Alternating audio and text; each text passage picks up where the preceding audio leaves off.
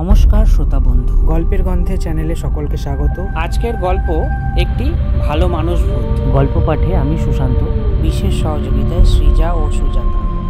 তো বন্ধুরা, শুরু করছি শ্রী সরোজ কুমার রায়চৌধুরীর লেখা একটি ভালো মানুষ ভূত। ভূত চোখে দেখা যায় না, হাত দিয়ে ছোঁয়াও যায় না, তাই তাকে ধরাও যায় না। কিন্তু একটা ভালো মানুষ ভূত নিজের বোকামিতে ক্বচিৎ কখনো ধরা পড়ে যায়। এই রকম একটা ঘটনা ঘটেছিল আমাদের বাগান বাড়িতে। সেই গল্পটা শোনাই। বাবার সাহিত্যের বাতিক ছেলেবেলায় ছিল, কিন্তু চাকরির তলায় এতদিন চাপা ছিল। এখন অবসর নিতে সেটা আবার চাগিয়ে উঠল। বললেন, আর কলকাতা শহরে ঘিঞ্জির মধ্যে নয়, বাইরে একটু খোলামেলায় থাকতে হবে। কিন্তু ঠিক সেই রকম জায়গা কলকাতার বাইরেও আজকাল মেলা ভার। সব বাড়িতেই 3 দিক বন্ধ, সামনে রাস্তা, সেই দিকে বাঁশের শব্দ। অবশেষে পাতিপুকুরের দিকে একটা বাগান বাড়ির সন্ধান পাওয়া গেল। সামনের রাস্তায় বাস চলে বটে, কিন্তু রাস্তাটা এমন নির্জন এবং বড় বড় গাছের ছায়ায় ঢাকা যে বাস না চললেই বিশ্রী লাগতো। বিঘে 10 জায়গা, সামনে ফাটক, সেখান থেকে একটা পুকুর ঘুরে বাড়িটা। পেছনে আম, জাম, কাঁঠাল, নারিকেলের বাগান। বাড়িটা অযত্নে নড়বড়ে হয়ে গেছে, কিন্তু মেরামত করতে চাঙ্গা হয়ে গেল। মা বললেন, এই তেপান্তরের মাঠে আমি বাস করতে পারবো না। বাবা বললেন, তেপান্তরের মাঠ বটে, কিন্তু খুব নিরাপদ। বাড়ির ডাইনে বাঁয়ে দুদিকেই জলা, তার উপর কচুরিপানার জঙ্গল। ওই দিক দিয়ে চোর আসবার ভয় নেই। ফাটকে দারোয়ান, পেছনে মালির ঘর। সীমানার বাইরে একটা উঁচু জায়গায় একটা মাঠ কোটা, সেখানে খবর নিয়েছি যত কাঠ আর লোহার মিস্ত্রির বাস। সেই দেখেই তো জায়গাটা কিনলুম। মায়ের মনটা খুঁতখুঁত করছিল, আমাদেরও। কিন্তু বাবার যখন অত ইচ্ছে, তখন সবাই মিলে একটা শুভ দিন দেখে এসে পড়লাম। কলকাতার ঘিঞ্জি এবং কোলাহল থেকে এই শান্ত নির্জন খোলামেলা বাড়িটা এসে কী যে ভালো লাগলো সে আর বলবার নয়। পাখির ডাকে ভোরে ঘুম ভাঙে, সূর্যোদয়ের মুহূর্তে বাগানে ঘুরে বেড়াই।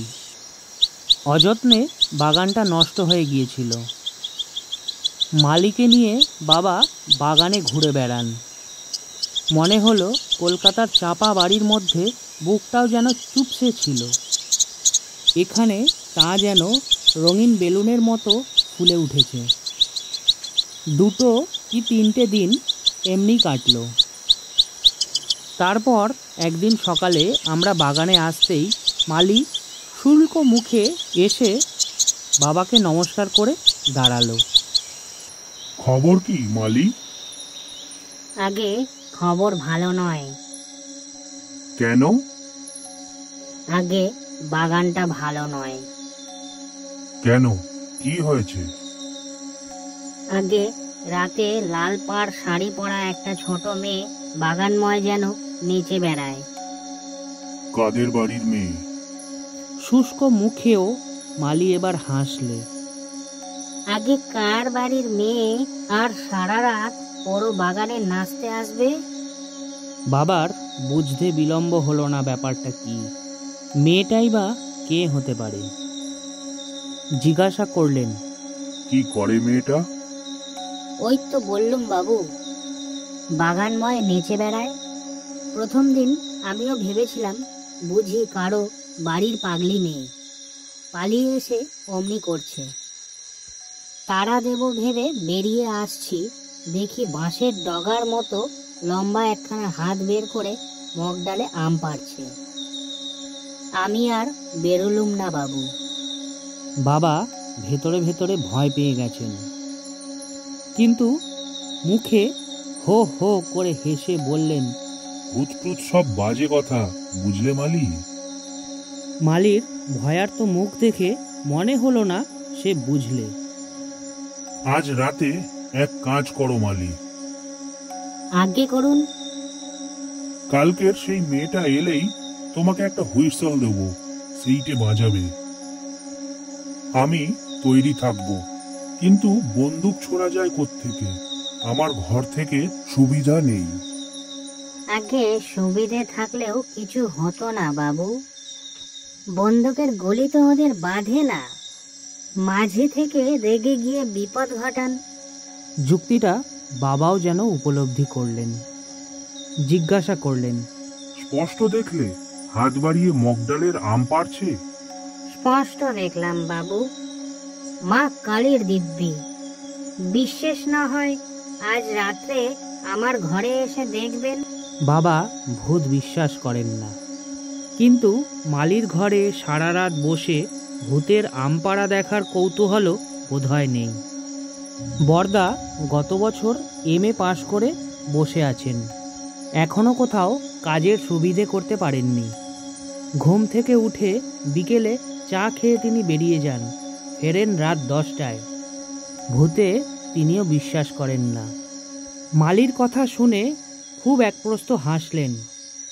বিকেলে তিনি বেরিয়েও গেলেন যথারীতি, কিন্তু ফিরলেন সন্ধ্যার আগেই। বরদা, এত সকালে ফিরে এলে? শরীরটা ভালো লাগছে না রে।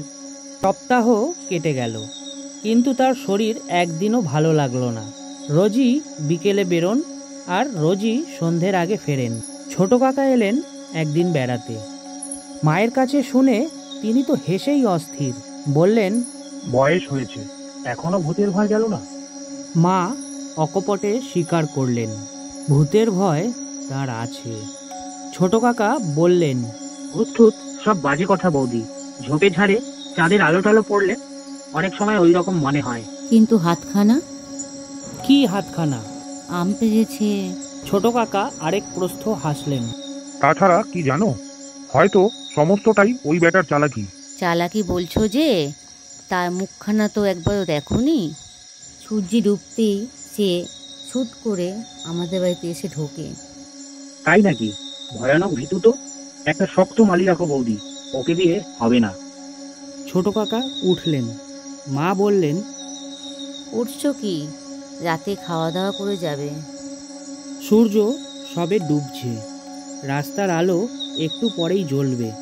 ছোট কাকা শশব্যস্ত হয়ে বললেন, আজ নয় বৌদি, আজ আরেক জায়গায় খুব জরুরি দরকার আছে, আরেকদিন হবে। বলেই ছুটলেন। আর এক মুহূর্ত দাঁড়ালেন না। আমাদের বাড়িতে সবাই সাহসী, আমি আর মা বাদে। তবু কীরকম একটা পরিবর্তন যেন আমাদের বাড়িতে এলো। সন্ধ্যের পরেই বাবা নিচের ঘরে বসা বন্ধ করলেন। বরদার অমন যে তাস খেলার নেশা, তাও আর রইল না। মা বেলাবেলি রান্না সেরে হেঁসেল ওপরে নিয়ে আসেন। গল্পগুজব যথারীতি অনেক রাত্রি অবধি হয়, তারপর খেয়ে দিয়ে শুয়ে পড়া। বরদা ও পাশের ঘরে একা শুতেন, এপাশের ঘরে মা আর আমি। মধ্যের বড় হল ঘরে বাবা একা। মা ভীতু মানুষ, বললেন খোকনকে নিয়ে তিনি একা পাশের ঘরে শুতে পারবেন না। শুনে যত হাসলেন বাবা তত বরদা। কিন্তু মা যখন জোর করে বরদার খাটও মাঝের বড় হল ঘরে নিয়ে এলেন, কেউ আপত্তি করলেন না। নিস্তব্ধ রাতে শুয়ে শুয়ে শুনতে লাগলাম বাগানে খুঁট খুঁট টুপটাপ শব্দ। কিন্তু বাবা এবং বরদা এমন ভাব দেখাতেন যেন ওসব শব্দ তাদের কারো কানে যাচ্ছে না, ও নিয়ে কোনো আলোচনাও হতো না। মালি তখন নিচের ঘরের দরজা জানলা বন্ধ করে শুয়ে। একদিন মালিকে জিজ্ঞাসা করলাম, মালি, তুমি রাত্রে শব্দ শুনতে পাও না? মালি বলল, শুধু শব্দ, হাসির আওয়াজও শুনতে পাই। হাসি? কিরকম একটা চাপা হাসি। সেই হাসি আমি দেখেছি। কি করে? বাগানের ঘরে থাকতে দেখেছি। গাছগুলোর ডালে ডালে কে যেন টর্চের আলো বুলিয়ে গেল, টর্চের আলোর মতন, কিন্তু আসলে ওটা ওদের হাসি। ওরা ওই রকম করে হাসে। কি সর্বনাশ! কণ্টকিত দেহে মাকে গল্পটা বলতে লাগলাম। একটু বলতেই মা হাত দিয়ে আমার মুখটা চাপা দিলেন, বললেন, থাক। আমাদের কলকাতার বাড়িতে একজোড়া অ্যালসেশিয়ান কুকুর ছিল। তার একটিকে ছোট কাকা একদিন নিয়ে এলেন।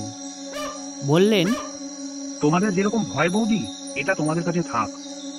যা নিয়ে ভয় ঠাকুরপো, সেখানে কুকুর কি করবে? তাদের হাসির গল্পটা ছোট কাকাকে শুনিয়ে দিলেন। ছোট কাকা হেসে গড়াগড়ি দিলেন। কিন্তু সেদিন তার আরও জরুরি কাজ ছিল।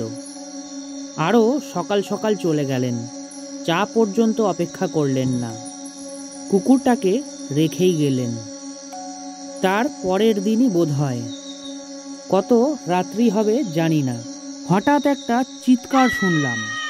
ছোট মেয়ের চিৎকার, তার সঙ্গে একটা ধস্তাধস্তির শব্দ, একটা ভয়ঙ্কর অস্ফুট গর্জন। মায়ের ঘুম ভেঙে গেল, আমারও। মা বাবাকে ডাকলেন, বরদাকেও। শব্দটা ওরা শুনেছে বলে মনে হলো, কিন্তু সাহসী লোক গ্রাহ্য করলেন না। পাশ ফিরে শুয়ে বললেন, ও কিচ্ছু না, ঘুমোও। এমন সময় মালির গলার আওয়াজ পেলাম, শিগগির বেরিয়ে আসুন, শিগগির বেরিয়ে আসুন। বাবা এবং বরদা দুজনেই সাহসী। এসব সামান্য ব্যাপার তারা গ্রাহ্য করলেন না। কিন্তু মায়ের সাহস নেই, তিনি থাকতে পারলেন না, ছুটে বেরিয়ে গেলেন। তার পিছু পিছু আমি। আমাদের সাড়া পেয়ে মালি টর্চ হাতে ছুটল বাগানের দিকে। কি হয়েছে? কি হয়েছে? মালি সাড়া দেয় না, ছোটে। পিছু পিছু আমরাও। শুধু শুনতে পাচ্ছি আমাদের অ্যালসেশিয়ানটার গর্জন। তাকে বাগানে কে ছেড়ে দিয়েছিল জানি না, বোধহয় নিজেই গিয়েছিল। আমাদের সাড়া পেয়ে সে একবার আমাদের দিকে ছুটে আসে, একবার বাগানের এক প্রান্তে। মালির টর্চ পড়ল যেদিকে কুকুরটা ছুটছিল সেই দিকে। পাঁচিলের ওপর ও কে? লাল পাড় শাড়ি পরা একটা মেয়ে না? আমাদের দেখে দু হাত আকাশে তুলে চিৎকার করে উঠল, বাঁচান, আমাকে বাঁচান। বাবার গর্জন শোনা গেল। তার হাতে বন্দুক, তার পেছনে দাদা, তার হাতে চাবুক। ভালো মানুষ ভূতকে মই থেকে নামানো হলো, গাছের ডাল থেকে আরও কয়েকজনকে। বাবার হাতে বন্দুক, দাদার হাতে চাবুক, সকলের ওপরে ওই বাঘের মতন অ্যালসেশিয়ান। ভূতগুলো ভয়ে কাঁপছে। চেনা ভূত। বাগানের পেছনে যে মাঠকোটা, সেখানেই থাকে।